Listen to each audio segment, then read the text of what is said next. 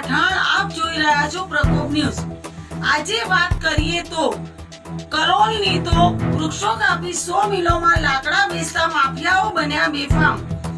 એક છોડને વાવીને વૃક્ષ બનાવતા 20-20 વર્ષનો સમય લાગી જાય છે, ત્યારે પોતાના સ્વાર્થ ખાતર કેટલા જંગલ માફિયાઓ આવા મોટા મોટા વૃક્ષો કાપીને ટ્રેક્ટરમાં લાવી કલોલમાં રેલવે પૂર્વ આવેલ 100 મિલમાં લાકડાનું વેચાણ કરતા હોય છે।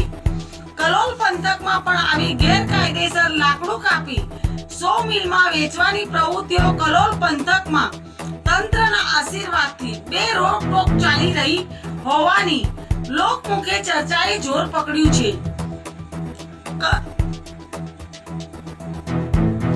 કલોલ પંથકમાં લીલા વૃક્ષો કાપી લાકડા વેચતા માફિયાઓ સામે કડક કાર્યવાહી કરવા માંગ ઉઠી છે। આવા લાકડા માફિયાઓ સામે કડક કાર્યવાહી હાથ ધરવામાં આવે અને મળતિયા અધિકારીઓ સામે પગલાં ભરવામાં આવે તેવી માંગણી ઉઠી છે। તંત્ર દ્વારા જો ઈમાનદારીપૂર્વક રેલવે પૂર્વ વિસ્તારમાં આવેલી 100 મિલોમાં તપાસ કરવામાં આવે તો મોટું કૌભાંડ બહાર આવે એમ છે।